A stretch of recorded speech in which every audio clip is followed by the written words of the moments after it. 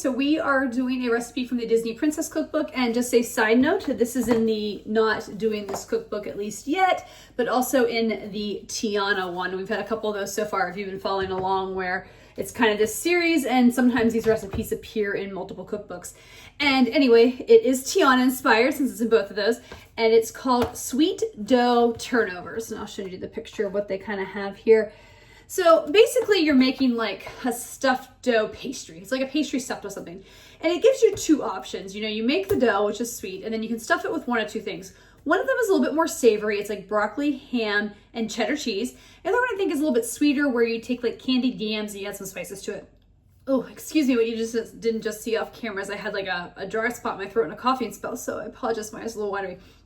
Anyway, there's the two options, and what it does is it makes four of them. So what I'm going to do is I'm going to make two of each. So I'm going to make one of like kind of the sweeter, and then one with more of the savory. So first up, we're putting in this small bowl the dry ingredients, which we have the flour. Next is some baking powder. And then finally, we're going to put just a little bit of salt and whisk this together. Some sugar and some butter that I'm going to cream together with my mixer for about 3 minutes until it's light and fluffy.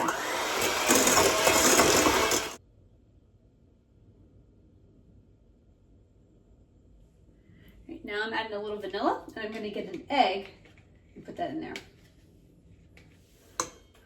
Okay, so I need to add an egg, but instead of a whole egg, it says to use like a tablespoon of a beaten egg. So I've kind of took an egg in a bowl here, and I am struggling to get it up to a tablespoon here. Let's, I'm gonna go pour this. Ooh. There we go.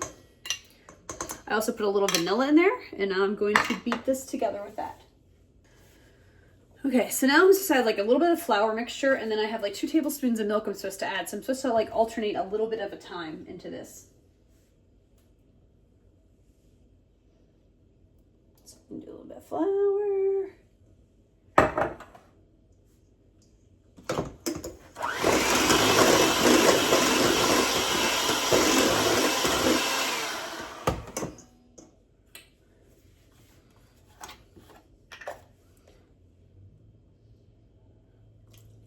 Milk.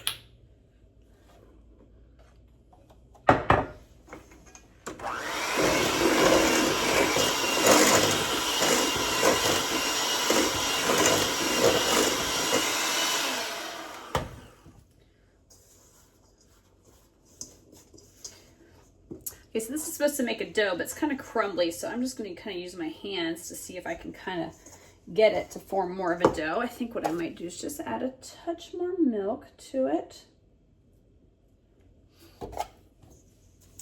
Then I'm supposed to put this on a plastic wrap and put it in the fridge for like 15 minutes.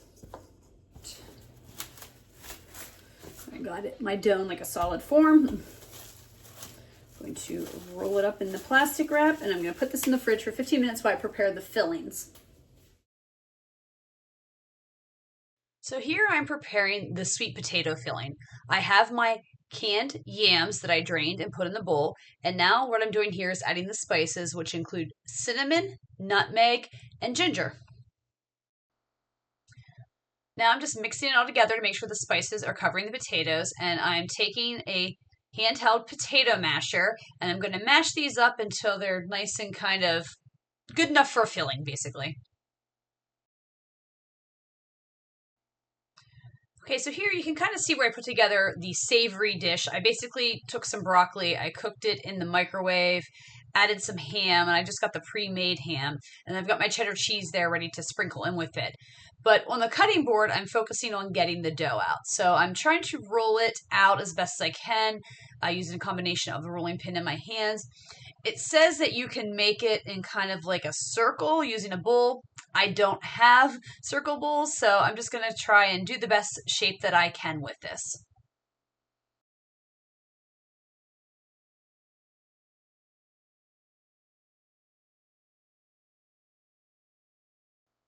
Here I have my dough. It's a little bit of a weird shape, but I've just decided to put the filling mix in there, and I'm just kind of using my hands to kind of pinch it together a little bit.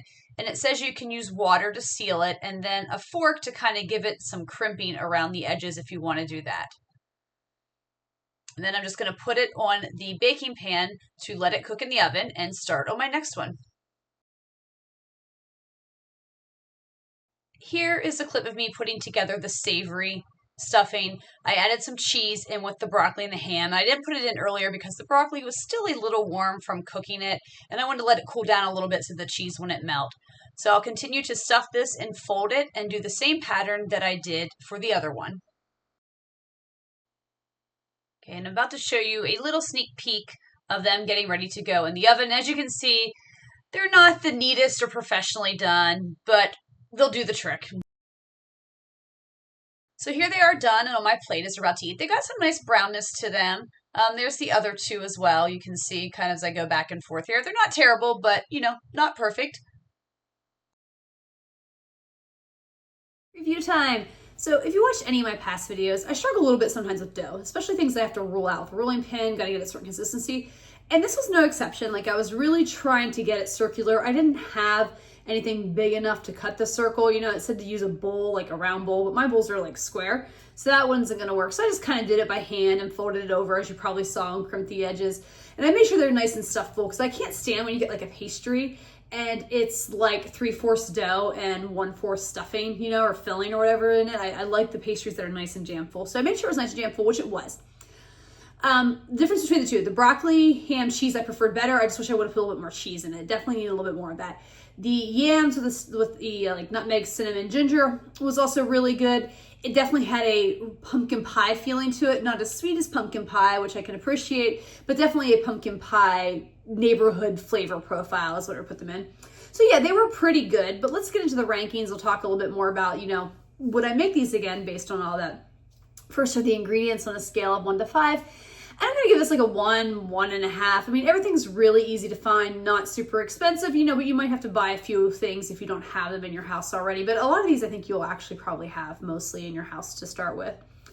Difficulty level on a scale of 1 to 5, with 1 being easy and 5 being hard, I'm actually gonna give this a 3.